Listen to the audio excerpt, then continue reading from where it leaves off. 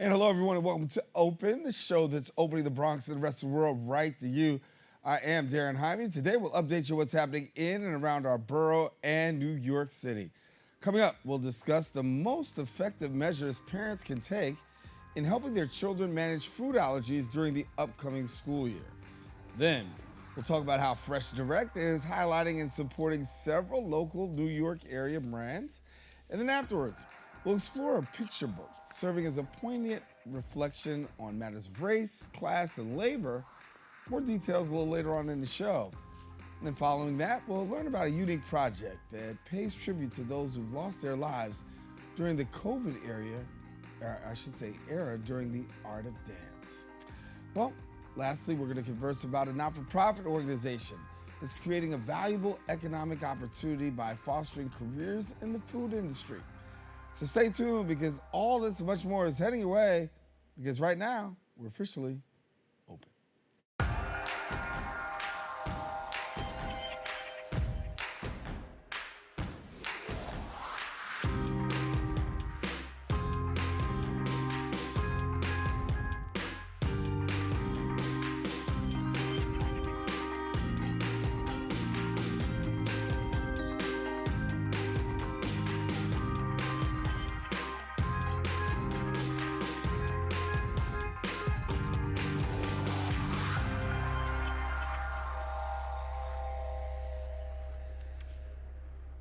And hello, everyone. I am Daren Jaime. You are now watching Open, a live program bringing the Bronx and New York City straight to you. We also want to welcome our viewers on Manhattan Neighborhood Network as Open is being broadcast simultaneously on Eminence channels. Of course, you can stay connected to us on all of our social media platforms at BronxNet TV. Some things have been going on throughout the past week, and we'll take you through it with some Bronx updates.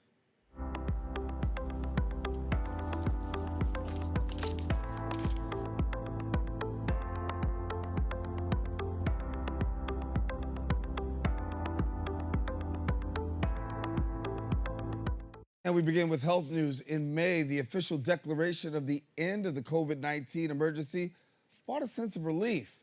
However, the coronavirus continues to pose a significant concern with new cases of COVID-19 once again on the rise. Now, additionally, the CDC has issued a warning about a highly mutated variant of the coronavirus called BA.2.86. Recent data released by the New York State Department of Health indicates a concerning 55% spike in COVID cases, with an average of 824 reported cases a day across the state. Headlines suggest a summer surge. Medical experts are advising against a panic, though. Nevertheless, individuals with underlying health conditions should exercise extra caution.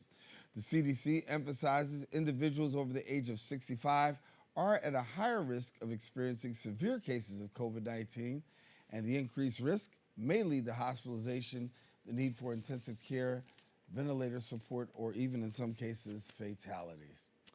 Well, in other news, the CDC also recently released a report underscoring a national maternity care crisis disproportionately affecting minority mothers. Data from the Porter Novello View Mom Survey actually reveals about 1 in 5 women encountered mistreatment during maternity care. Among mistreated mothers, 30% were Black, 29% Hispanic, and 27% multiracial. Predominantly, mistreatment involved breaches of physical privacy, verbal abuse, and even threats of treatment denial. Alarmingly, 45% of mistreated women refrain from expressing concerns due to embarrassment or lack of confidence. The CDC's, quote, Hear Her campaign is offering resources for healthcare providers and pregnant postpartum women. In community news, the NYPD is urging individuals to exercise extra caution due to the increasing occurrence of ATM scams.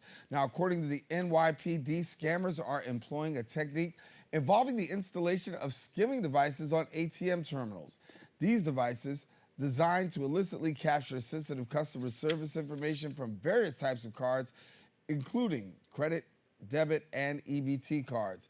The Crime Prevention Division recommends that you watch for suspicious individuals, as also choose well-lit, busy ATMs. They're also advising you cover your PIN number.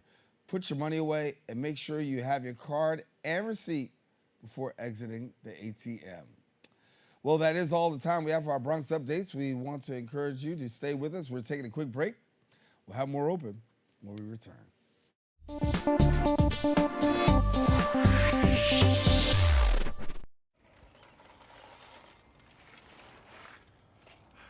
Kids! I don't want to talk about it.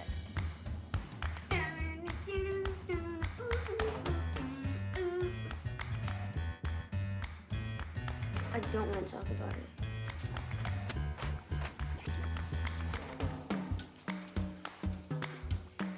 I don't want to talk about it.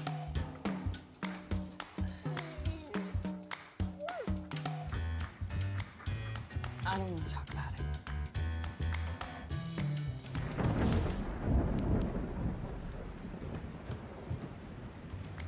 Families don't have to talk about everything, but they should talk about how to plan for an emergency. Kids, you all right?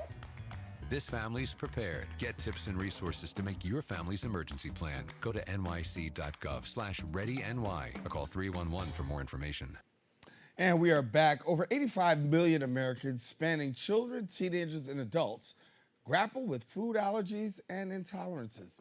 Now, alarming CDC data reveals that 1 in 13 U.S. kids contend with food allergies.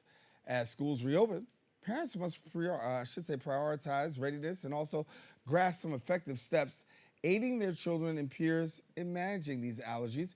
And here now to share more, we've got the Senior Director of Education Support Programs at FAIR, Kelly Cleary. And Kelly, glad to have you with us. And when we talk about food allergies, obviously these things continue to be on the rise as we find more and more people, whether I go to the store, whether you're making your orders, they're always asking the question now about food allergies, and that wasn't always the case. You're absolutely right. Thanks for having me this morning. The rise in food allergies is alarming, and we are seeing now, as you said, about 1 in every 13 kids that has a food allergy. So when going back to school, that's almost 2 kids in every classroom in our country that has a food allergy.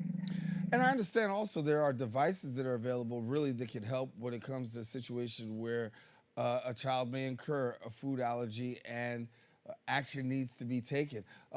For parents and then also for educators who are maybe in the school system, talk to us about what's available if a child goes to the severe case of having an allergy and it gets pretty bad. Yeah, so I think that it's really important for both food allergic families and families without food allergies to understand what to do in a food allergy severe reaction, and that's called anaphylaxis. And the only way to really help in a patient with anaphylaxis is using an epinephrine auto-injector. So at FAIR, Food Allergy Research and Education, we've got tons of resources for caregivers, parents, teachers, administrators, coaches that could actually help teach how to use these epinephrine auto-injectors, signs and symptoms of allergic reactions, and really how to handle reactions and food allergies on a day-to-day basis. We used to hear most of the time nut allergies is one of the biggest ones for food allergens, but we know it goes a lot further than nuts. What are some of the more common food allergens that we're hearing about these days? So in the United States, we say that the top 9 account for over 90% of the food allergies that we see. And you're right, those include peanuts and tree nuts, but we're also seeing things like eggs and dairy, soy and wheat, sesame, shellfish, and regular finfish. So those are the top 9 in our country. And that's why it's so difficult to navigate food allergies. My son, I've got 4 kids, one of whom has multiple anaphylactic food allergies, and one of his is egg. And that's a pretty tough food allergy to navigate because it's, egg is in so many different foods. And we've got so many different programs out there that are really geared now to making people more aware and then also assisting and navigating through some, misinformation. But talk to us because there's a program, Be a Pal program, and I want you to be able to share with our viewers a little bit more about the Be a Pal program.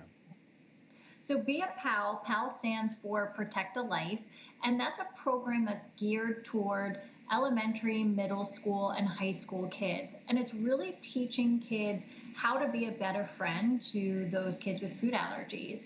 It's a free resource. It's on our foodallergy.org website, and it includes handouts, it includes certificates, it includes tutorials, but really goes through a couple of fundamentals on how kids could be better friends to those with food allergies. And some of them are as simple as washing your hands after you're eating your lunch in school. I know as a mom of 4, I'm constantly telling my kids to share, but really teaching your kids that sharing their lunch at school is not the right place to be sharing. And then teaching kids that if a friend with food allergies seems to be sick or in trouble, to get an adult as soon as you can. Yeah. And, we think it's just a nice thing to do, to share my food, but sharing food can really be harmful to a classmate. And so that awareness that's going out there certainly makes the difference, because, you're doing things with an honest heart. Next thing you know, you got a medical emergency on your hands. Yeah, and that's one of the things we encourage schools and administrators to really, hit home on when kids are coming back to school, that as much as we want them sharing in every other aspect, sharing their food is just not the right place. And that is, it carries on from the preschool age on. For preschoolers, we tell them to stop, look, ask, and go. So stop before you eat, look at the food, ask an adult, and only go if an adult says yes. Yeah. As we know, food allergens are on the rise, and as we talked about, the numbers and the statistics continue to rise. We know the government is now becoming more and more involved and really offering assistance. And we also, there's research out there for these food allergens. Where are we in the area of research and then also government as they continue to assist in the fight against food allergies? Yes, so at FAIR, we are a large nonprofit dedicated to bettering the quality of life for the food allergy community. And that's done through transformative research, advocacy with legislation, and education. And I can honestly say that we are at a point that I'm a pediatrician and I'm a mom to a food allergic child.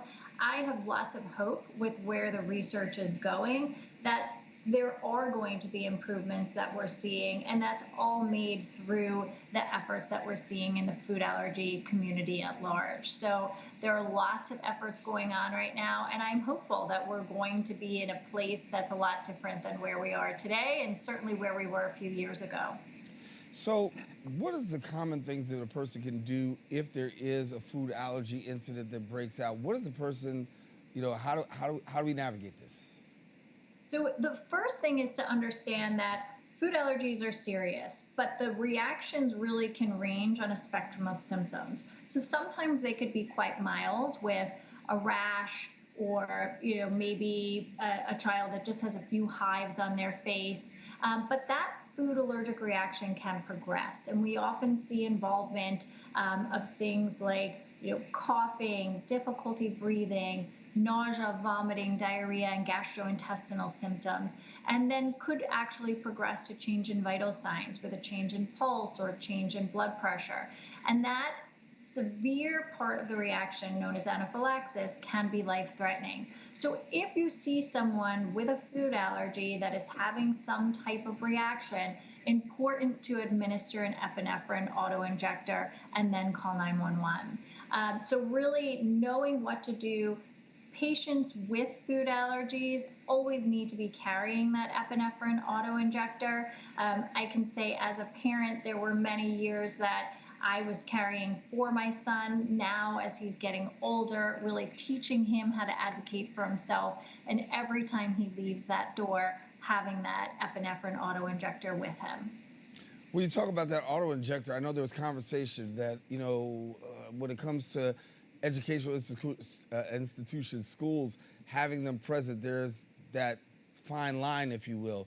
Where are we there? Because, somebody says, well, if something goes wrong with the child, how does it happen in the school, and how does the school react? Does the school have the epinephrine?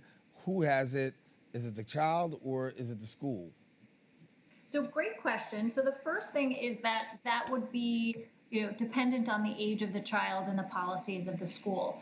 But as a food allergy parent, if you're sending your child back to school, making sure that all their medical forms are up to date, making sure that your allergist or pediatrician has signed off on those forms, that you have unexpired medication that is available for your child at their school at all times. I know my son is actually transitioning to a new school, and asking the questions of where is the epinephrine auto-injector stored? How many people in the building know how to use it?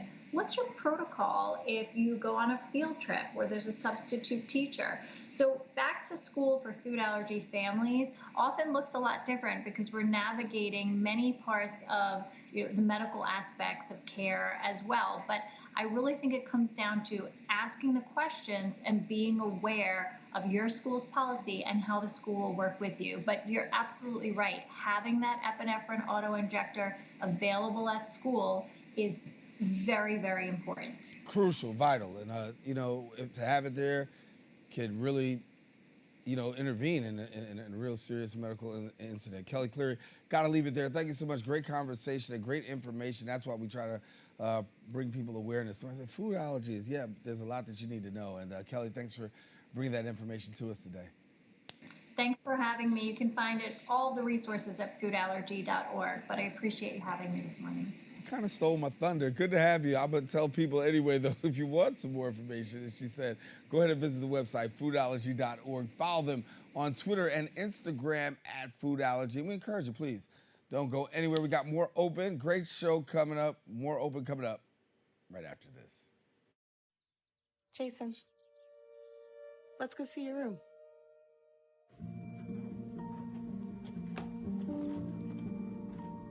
What do you think? We kept it a little spare, so you can decorate it how you like.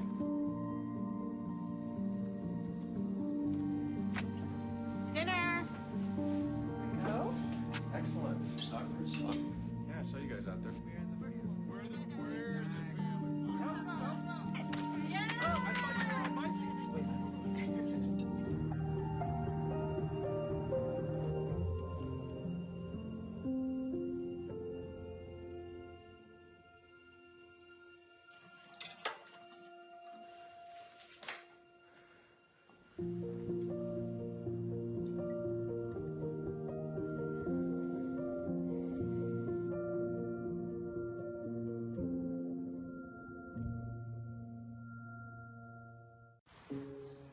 Dear moms and dads, what you have achieved here today is going to help us and our futures.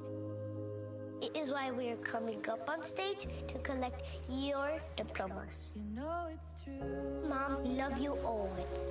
Everything I do. When you graduate, they graduate. Visit finishyourdiploma.org to find free and supportive adult education centers near you.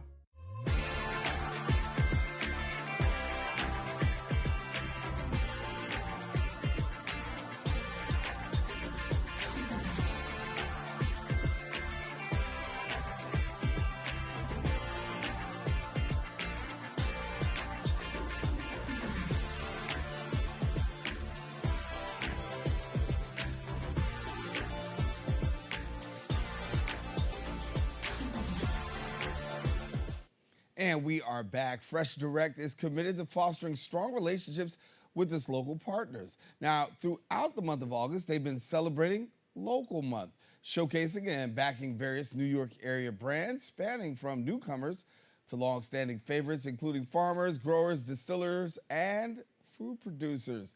Joining me now and sharing more is the produce category manager of FreshDirect, Mary S. Mitchell. And Mary, thank you for being with us. It's an exciting time for FreshDirect. August, as we said, local partners and finding out about some of the great local talent that we have here in our state. Absolutely. Thank you so much for having me, Daren. It's really an honor to talk to you. So yeah, like you said, FreshDirect is really committed to our local partners. From the very beginning, from the very foundation of FreshDirect, we've prioritized quality and flavor above everything. And so how do you get the very best quality and flavor to customers. It's you shorten the supply chain. You work directly with as many producers, growers, as you said, all of these artisans directly with them. And so we're lucky to be here in the Bronx. So we're close to so many available, really wonderful and unique brands and growers. And when we talk about brands and growers, we're right across the state. I think we just drive by them. If you venture out of the city, go up a state a little bit, you'll find there's so many various people that are out there that have some great things that they can offer to New Yorkers. And when we talk about local growers, I wanted to talk about some frozen treats because I think that so many people in this day and age, it's hot, it's summer, and looking for frozen treats, but there are great frozen treats out there that actually been produced by some local vendors. Yeah, absolutely. Record heats this summer, right? So Yeah. we've got Chloe's, which is a woman-owned frozen treat here in Manhattan. We've got they're amazing. Their strawberry pops. They're actually one of my favorites, like a regular staple. Then we've got Adirondack Creamery, which they just have the most unique flavors. Their ice cream is so delicious, and that's another really great local treat here. Yeah. And then we talk about bread. I mean, there's organic bread that's out there as well. And I know we've got Bread Alone. What can you tell us about Bread Alone? Bread Alone is really unique. They have a new compostable packaging, which really helps with our sustainability mission. That's something we're really passionate about here as well. My background is in produce, and I worked at the Union Square Green Market before I was here, and I used to shop Bread Alone regularly. They're an amazing group of people, an amazing group of bakers, and it's really a treat to have them available on our site. When you talk about shoppers, obviously they're the staples, the go-to brands that they're out there, but shoppers sometimes don't always venture towards local vendors, but you guys do a great job of really highlighting them. Are you finding that more and more shoppers are gravitating towards these local vendors and really bringing them home? Yeah, definitely. I think that there's still so much disconnect in your regular grocery shopping between, like, people don't always know where their food is coming from to begin with. So, I don't know if everyone knows how much produce moves throughout the world or across the country, and how much better it tastes when there's a farmer that's actually harvesting your tomato or your corn this morning and is going to be delivered to you, tonight or tomorrow morning. It makes a huge difference. And I think that especially at FreshDirect, we do a really great job of communicating that to our customers. And so that education piece is like, wow, why is that so much better? And it's because, it's grown right here and you're getting it the day after it's picked, or the day it's picked in some cases. Yeah. Share with me a little bit. When we talk about farms, we think about going upstate a little bit, and there's some great farms up there. Travel up to Milton, New York. We know that there's Hepworth Farms up there, and they're doing some great stuff. So tell our viewers about what's going on at Hepworth Farms. Yeah, Hepworth Farms is a multi-generational family farm. They've been in operation over 200 years. It's currently run by two twin sisters, and they just do an amazing job with an array of vegetables, but particularly their tomatoes they've got, over 20 varieties, probably even more, and they're just delicious and amazing products. And so we've got tomatoes, we've got peppers, we've got eggplants, we've got all of these summer staples for you that they're bringing to us 3 times a week, directly from about 2 hours north of the city. Yeah. Yeah. And one of my favorite spots, Ithaca, New York. There's some hummus up there that you want to tell us about? Ithaca hummus, right? It's delicious. I don't know as much about the background of Ithaca hummus, but I do know that I'm very picky about hummus, and that's one that's really nice. When I see it around the office, I'm like, that's a go-to. Yeah. Yeah. Well, New York is getting ready right now for its state fair that's taking place upstate New York, where all of New York State gathers. And one of the things that is a staple at New York State Fair is the corn. And I know that FreshDirect has some very special corn that they're highlighting as well through some of their local vendors. Talk to us about that. Absolutely. So John Altabelli of Altabelli Family Farms grows corn exclusively for FreshDirect, and he works closely with Cornell University. So he's always trialing and growing really new sweet flavors and longer lasting corn as well. And so he carries his season well into October. We're shooting for November this year, but he grows all of our corn. It's the sweetest. You can eat it raw.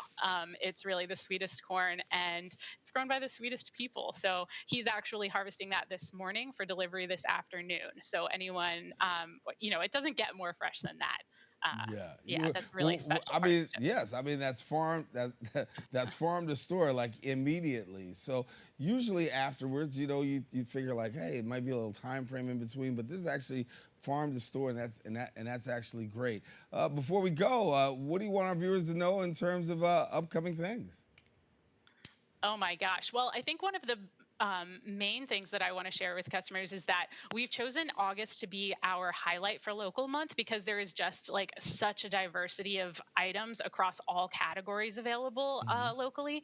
But really, we strive to source with our neighbors year round. So a lot of these things and a lot of these farms are growing for us, whether it be pumpkins and apples in the next couple of months to some of those hardier like roots and squash and things throughout the winter, all the way through the spring. So year round we have, and then into your regular grocery brands, right? Like roasted coffees, like we were talking about, the bakeries, the frozen treats, the salads, dressings. Gotham Greens is right here, very close by. So we have those really delicious things available for you year round. Mary, we got to leave it there, but I want to thank you so much for joining us. I think I'm hungry now, and I still got a show to do. So thanks a lot for like getting me, in this place of hunger. I'm gonna try and manage and make it. Thanks a lot for being with us. Absolutely. Thank you so much. All righty. You take care. Listen, now, if you want more information, visit the website, freshdirect.com, and then follow them on social media at FreshDirect. Don't go anywhere. We're going to take a break long enough for me to get something to eat. We'll be right back right after this.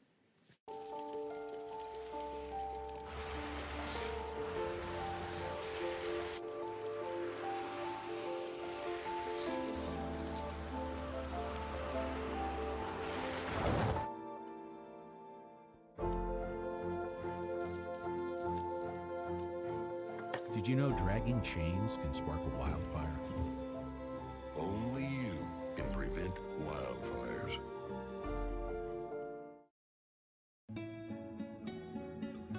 ¿Qué color? Perfecto, mijo.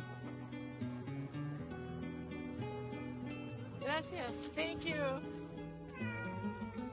What's wrong, mijo?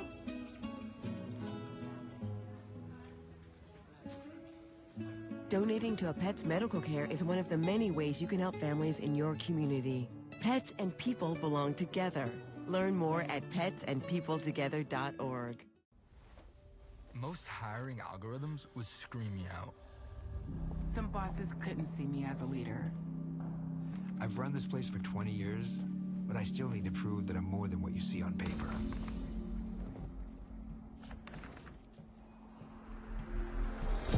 I've been running code as long as I've been able to reach a keyboard. This is what I do. It's second nature for me, coordinating 100 details at once. It's the way my mind works. I have a very mechanical brain. I sold them on my skills. You gotta be so good they can't ignore you. My magic is analytics and empathy. That's how getting clients. You have to have the confidence in yourself to show up and defy the odds. I'm more than who I am on paper. I never got a college degree. And today, I'm the CEO of my own company. People want to tell me I'm one in a million, when actually I'm one of millions. The stars are all around us. It's time for them to shine. My Mother Was a Nanny. It's a captivating picture book offering a heartfelt glimpse into a nanny's life seen through the eyes of her child.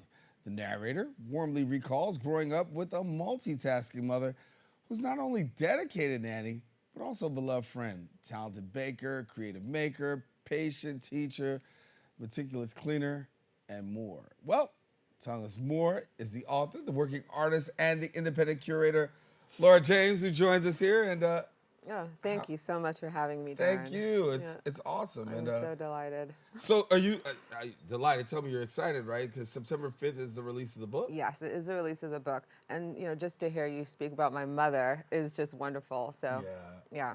So My Mother Was a Nanny. So it's a story about your mom. Mm-hmm. And give us the background. Okay, so I started my career as a painter, and looking for topics to paint. I wanted to paint a series, perhaps, of paintings, and I came up with the idea of painting about nannies and domestic workers because my mother was a nanny, and it's a topic that I had knowledge of, and I thought of some interesting pictures in my mind, and so I made a series of 10 paintings over several years. It was an ongoing series. So, fast forward to about 2021. A publisher, they contacted me asking me to illustrate someone else's book, and it was a good story. And they actually ended up in the Bronx. They were driving from Canada to the Bronx. Great story. But I wasn't really, I said no. Let's just say that. Okay. I said no. But then a couple of weeks later, the publisher they emailed me and they asked if I said they were looking at my website and they, were looking at my nanny series and wanted to know, did I want to write and illustrate a story about a nanny? And I said, yes, I do. That's it. Yes, I sure do. And so my mother was a nanny. Came to be. And so here you go, and you tell the story about your mother. What is it that you're hoping that people are able to grasp and get from? Well, nannies have families. Right. They're real people. Right. They like to do things. They like to sit down and talk to their friends and read a book. And they have full, wonderful lives. Full and complete and wonderful lives. And, let's remember that. That the nanny is not just there to take care of other people's children. On the other hand, it's not necessarily a job of that's always like such a burden, let's say. You might think, oh, this is a horrible job or something. No, it isn't. It is a job that many, many people have done and have, did what they wanted to do. I'm gonna cry. No, which is to better their families and to make better life, and that's what they did. Yeah. And I'm so proud of my family. Yeah. My mother and my father. And it's great, right? Because you have the opportunity now to just like tell their story, and you have the ability to tell the story, right? And say, hey, this is what life was like. So when somebody walks away from it, you think they'll have a deeper understanding? Oh yes, definitely. And I've shared the book with many people, and lots of people have some connection to a caregiver, a domestic worker, this mother, obviously, so it resonates with many different kinds of people, which is what I like. I like that. Yeah, and I love the diversity in your book. So tell me a little bit about that. Well, so my mother, she actually started taking care of children that were our teachers' children because we lived across from the school and we had lots of manners, Caribbean family, lots of manners. And so the teachers were like my mother and my other older sisters. And so they asked one of the teachers asked my mom if she could watch her child after she had the child because she had to go to work because, white people need money too. Right. It's like everybody has to work here, right? So she asked my mother and my mother said yes. And the woman actually told me recently that my mother went to visit her in the hospital, when she had the baby, which I hadn't known. So, they became friends and, other teachers over time came and, my mother watched them as well. And, my mother was just such an industrious person, she was interested in making money, Right. and so she baked and she made dresses and she did lots of things, she cleaned offices and, my mother had envelopes of money laying all around the house because she worked really hard and she was able to do and buy the things that she wanted. So this was, not a burden necessarily. She made good money for herself and my father as well. And they bought houses, they put their children through school, they did lots of things. They lived the life that they created. And, because she wasn't she wasn't educated, she did the job as best she could. Don't make me cry on live TV. It's all right. You're good. Yeah. So September the 5th is actually the book release, right? Yes. And you have the opportunity to now share the book with the world. Talk to us about the future now, because you're releasing the book, and sometimes we're so caught in this. Has it given you a passion or a bug to say, listen, I think there needs to be a part 2 to this? Well, I think that, the publisher does want to do a second, but started talking about how I came to be interested in art as a young person, because in the book I speak about how an office that my mother used to clean was a graphic designer. And so they threw away like things that weren't even open. And so I had the fun job of like clearing out the room where there was all this paper and pencils and paint, all kinds of things that I would take home as like a 6-year-old, a 7-year-old, and I would make art. So we're going to do a little book about that. Awesome. How long has art been a passion for you? A long time. I've been painting for about 30 years. It was the only thing I've ever done, and I'm really very blessed to be able to do it. And you know, I was thinking about this recently. It has to do with my parents too, because I saw that I could work for myself. You know, this is not something that is so crazy. You know, I could do that. You know, my parents did it, so that's what I did. You know, I figured it out. You know. That's a beautiful thing, figuring it out. For people who want to get the book, how do you do that? Well, you can go to Amazon. It's available on Amazon, and also you can visit my website, and you know you can find it there. Is there something that you have that you say, listen, I gotta make sure that this picture comes across well when you? Can I show you? Absolutely. Okay, that's why we're here. Okay, great. This is one painting that I really hold love. up so my people can check it out. Yeah, this is, you know, my aunt used to come and stay with us on the weekend because she lived out, I'm not sure what the term is, on Long Island during the week. And so when she came back, she would talk with my mother, and then she would call her daughter. So this is sort of a picture of, you know, the Brooklyn scene, and then here we're going into the scene in Antigua. So, and you know, and they're both eating Twinkies, you know, because that's what kids like to do. Right. Yeah, and then she's got her barrel of stuff that her mom sent her because that's why she's there. And in this picture, it says, if there was work in Antigua, I would have stayed. That's what she says to the daughter, so. Wow. Amazing story. Thank you so much, Laura, for being with us. And yeah, it's emotional. You've definitely put the work in. No, listen. No tears. I mean, you're telling your mother's story, and it's a story that's worth being told. And then the work that's gone into it, you should be proud, and you should cry. Thank you. But I'm gonna give you a commercial to do that. Thank you very much. All right, okay. Laura James, thank you so much for being with us. Thank you, Daren. All right, now listen. If you want more information, please visit our website, laurajamesart.com.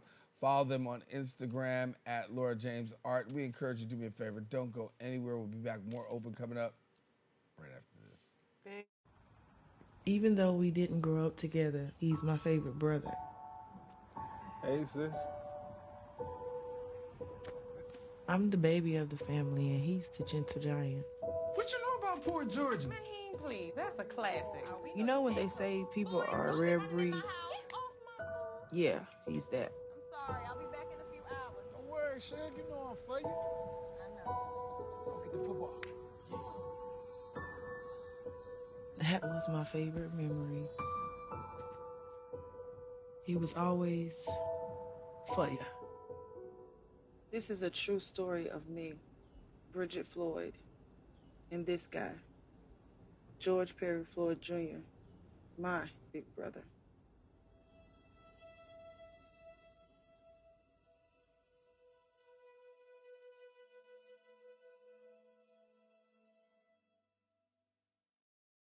I'll see y'all. After a basketball game, a black teenage boy, Brandon, reads his texts in his family group chat. Auntie Flo, congrats on the big win. Mom, that's my baby. Brandon replies, thanks y'all. In a park, his sister Myna texts, where are we celebrating? Dad replies, home. Mom texts, I got dinner going. Auntie Flo replies, ooh, I can't wait. Then receives a FEMA flood watch text alert. She texts the family, anyone see that weather alert? We need a plan to stay safe, especially after last year. Ready has a list of resources at ready.gov/plan. In his workshop, Dad sends a photo of emergency supplies. Looks like we need flashlights and batteries. Leaving a store with a shopping bag. Brandon replies, I got us covered. Mom texts, I'll check in with Grandma and Papa. Maya texts, thanks Auntie. Feeling good about this plan. I got some batteries and 2 flashlights. Feel like you get tired every time I see you. Stay connected. Congratulations. Well, we are back. Dances for a Variable Population, DVP, is a multi-generational dance company and educational organization devoted to improving the well-being of older adults through creative movement. Now, as part of DVP's 14th year of offering free performances in iconic spaces, Revival 7 Revelries will commemorate the lives lost during COVID with new joyful dances transforming grief into a celebration of life. I've got joining me now here in studio are the Dances for a Variable Population guest artists. We've got Myna Majors and Artistic Director Naomi Goldberg Haas. And thank you so much for being with us. Thank you for having us. It's an exciting time for you two as well, as have an opportunity to really celebrate, as we say, a time that has really been quite challenging for us here. But you're turning, really the grief into some joy. People should be celebrated, simply. It's this time. They should be celebrated. Yeah. You celebrate life. Dance is about movement. Movement is about joy.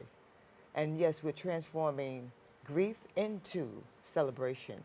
And so here we are asking and encouraging older adults? Mm-hmm. I say seasoned adults, because we are seasoned, like vintage wine. As you have vintage wine, you get better with time. Right. And so we are getting better with time. So we're transforming grief into celebration. And we celebrate life, because life is about celebration. When you wake up in the morning, you say, what a breath of air. And so this is what we're doing with this revelry.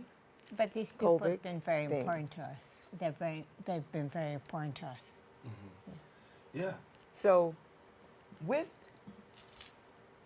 Revival 7, with this celebration that we're doing, that we have started with, this is seven. Yes. And I've been with them from day one. Day one. Day one, okay. I came on as a guest artist. Mm-hmm. As a guest artist, I have watched as this program has evolved.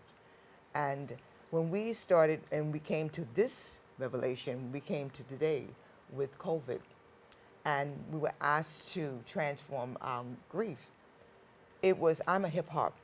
I was brought up in the Bronx, Boogie Down Bronx. Right. So hip hop is like, your heart. My heart. So when I was asked to choreograph a piece, unlike what I normally transform, what I normally choreograph for the seasoned adults, and I'm gonna make sure I emphasize seasoned adults. We choreograph a piece where we choreograph a piece for Stop, Kirk Franklin, and from there, I integrated it with our Rise Up, because now you're coming out of COVID, and you're rising up. You're celebrating life. Right. And it is a celebration of life. We just saw a few seconds ago some of the pictures from, those who participated. There's a great amount of joy there. Amazing. In the people who are participating. Sure. Great amount. Sure. Amazing. It's amazing to watch the people experience the choreography, people experience and also perform. Mm-hmm. It's not just, there are different choreographers, flamingo, modern jazz. You have choreographers that have studied with Alvin Ailey, Paul Taylor. So their choreography has embraced all different forms of how they have choreographed their piece for COVID, celebrating life.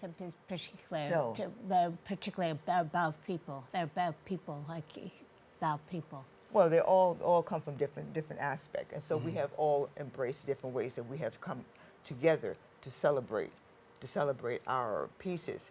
But for the 23rd, which I want to emphasize, because we're going to be in the Boogie Down Bronx, where I grew up, in the Boogie Down Bronx. We are going to be at Yolanda Garcia Park. So we're encouraging people to come out and to see and to celebrate with us Revival 7. It's been fifth because year. That is the Bronx. So come out and celebrate with us. Yeah. Come out and hip hop. And it's an opportunity really for you come out, celebrate, dance a little bit, have some joy, learn something. This is the 50th year anniversary of hip hop. Yeah. All right. And so enough said right there. But when we talk about choreographing these pieces and putting them together, what's the time frame? How long does it take to put that piece together? About 6 months. About 6 months of rehearsal. 6 months. 6 months. But it's the members, the dancers, they're not what I say they're dancers. Some of them they don't have any dance experience. but they have the love and joy of movement. Which is what's important. And they embrace it. They want to move, and they become friends. I may not know you, but now I know you. Right. I have now gained a extended family. And because I now have an extended family, this allows me to better embrace the love and joy of dance. And dance is about movement. Dance is about joy. Expression. Dance is about celebrating. Celebrate life. Because life is about celebration. And I hear the word expression, right? She says Yes. expression, and it's that expression that The personal expression is very important. When I choreograph and when I'm choreographing with the members, I'm always impressing with them, there's no such word as can't. Remove the apostrophe T, and what do you have? Can. So your word that you have is you can. Everything that we do, we can. And that is my motto, can. We can do all things are possible. Right. Just have faith and trust, and you can always do it. Have a vehicle. They will give them vehicle to perform. And having a great vehicle. Right. So let me ask this again. For somebody who wants to come out there and watch. What? There's no such thing as watch. Watch? Watch? No. When you come out, you may think that you're coming out and watch, but after a while, your feet will start moving, your hands will start moving, and your body will start moving, and before you know it, your whole body is moving, You're and dancing. you are now a You're participant. No. No. No. All right, I got you. All right, listen. If you think you're gonna be a spectator, you're gonna turn into a participator, and I guarantee you that Myna and Naomi will let you know. I'll let you know. All right. Thank y'all so much for being here. Thank you. Glad to have you. All right. Thank stay you for right having Stay us. right here until I'm done. Yeah. All right. Listen. Now, for more information, we want you to visit the website dvpnyc.org. Follow them on Facebook at Dances for a Variable Population. And I love what they say. If you think you're coming to watch, don't come being a spectator because you're going to leave being a participator. All right? Don't go anywhere. We'll be back right after this. Thank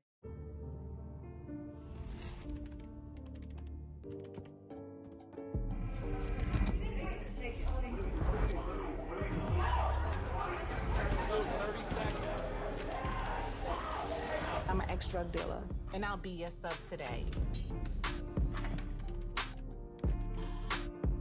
Can you see anything different as a pill? No. You don't know?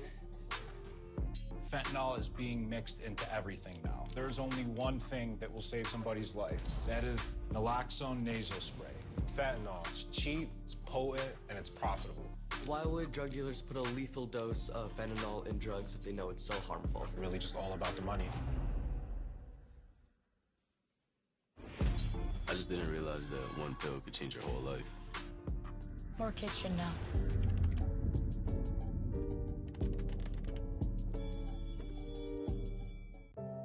One of the deadliest mass shootings in U.S. history at Post nightclub in Orlando.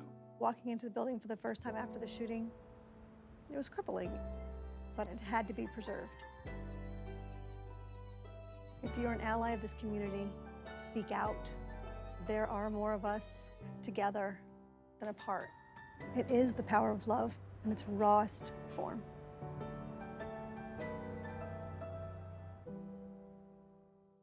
My character, Shazam, knows all about growing up in a family full of teenage superheroes. They're bold. Where's everyone going? To fight crime? Okay. Adventurous. There's never a dull moment. And no matter what happens, they'll always have your back. All they need is a place to grow and be themselves. And the best part is, you don't have to be a superhero to adopt a teen. Learn more about adopting a teen from foster care. Visit adoptuskids.org. You can't imagine the reward. And we are back. Hot Bread Kitchen is a not-for-profit organization dedicated to creating economic opportunities for women, gender-expansive individuals, immigrants, and people of color in New York City.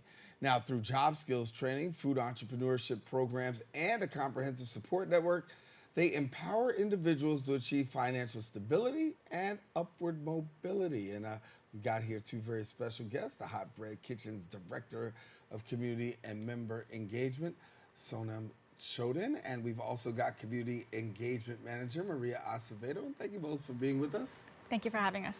Yeah, so you got a very special organization that's really making a difference in the lives of New Yorkers. For some people, though, I gave a little lead, but give us a little more background.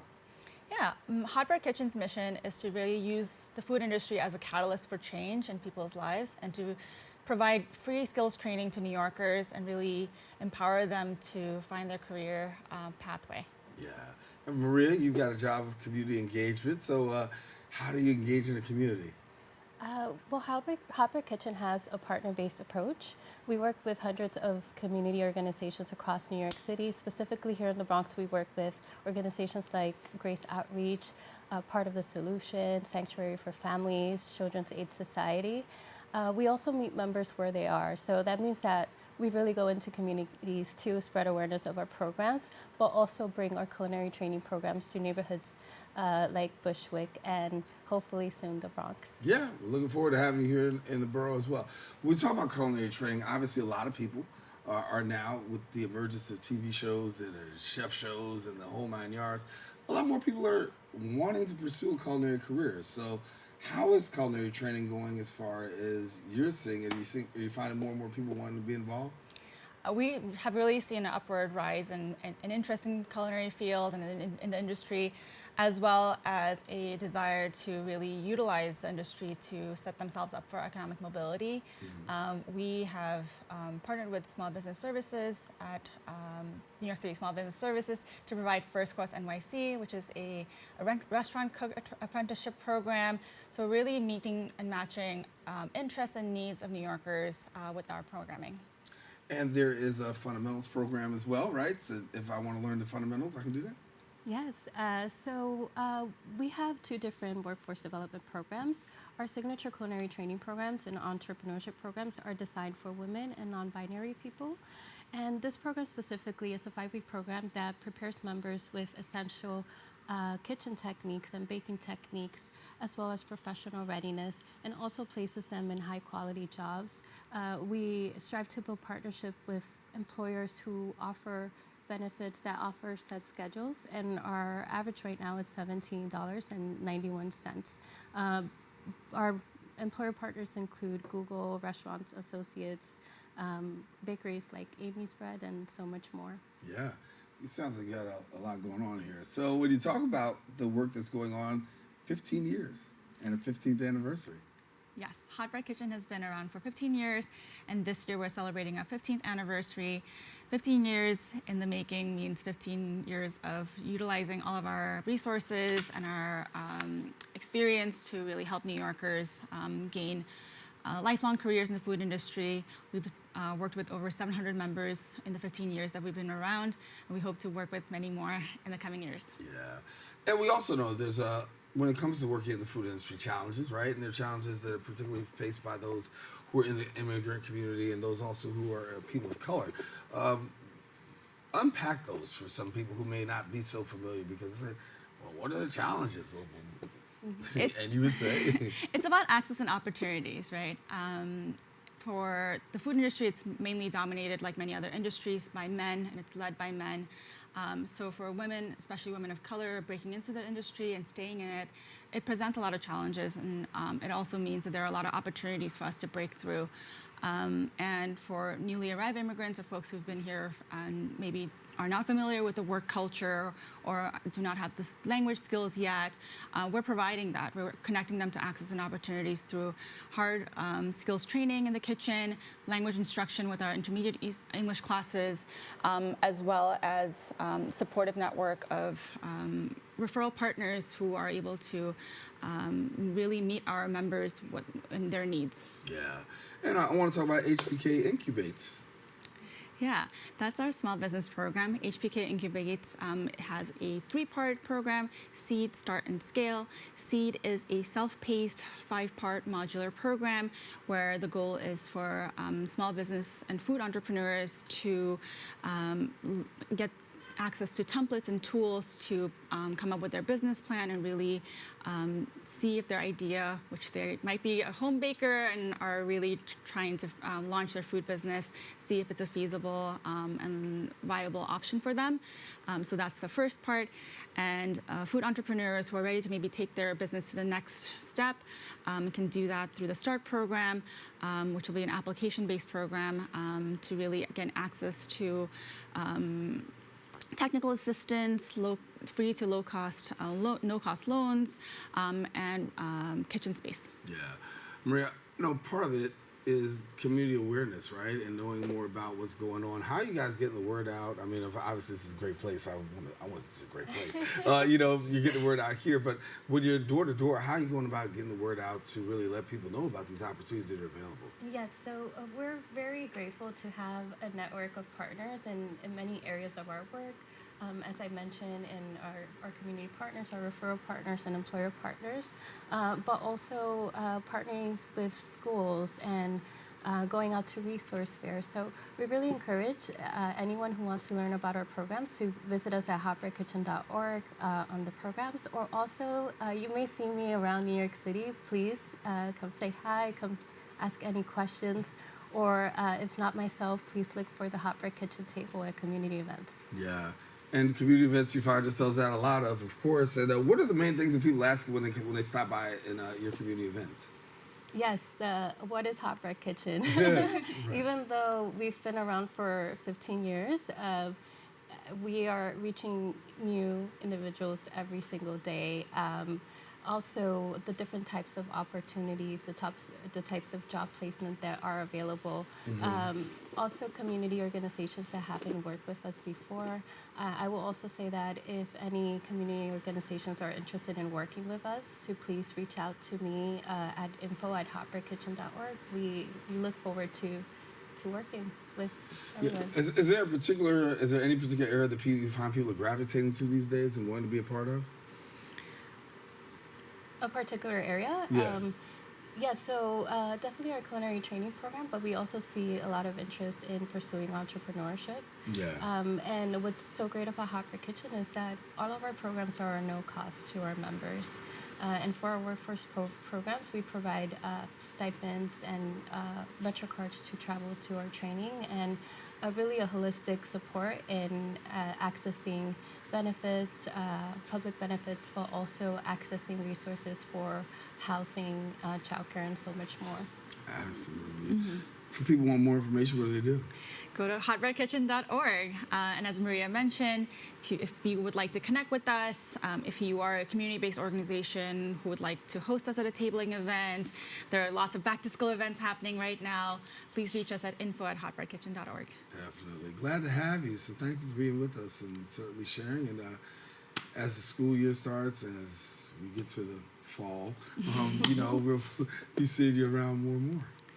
Thank you again. All right, thank y'all. All right, for more information, do me a favor, visit the website, hotbreadkitchen.org. Also follow them on social media at hotbreadkitchen. Well, I want to let you know we come to the end of our show today. I want to thank all of our guests for joining us, and most of all, you, the viewer, for tuning in. If you missed any part of today's show, you can catch Recablecast on Optimum's Channel 67, Verizon Files, that's Channel 2133, or watch us anytime on the web at bronxnet.org. You can catch a brand new episode of Open with Rena Valentine on Friday. That about wraps it up for this episode of Open. I am Daren Jaime saying thank you. Make sure to keep this channel wide open. Say take care, God bless. See you soon.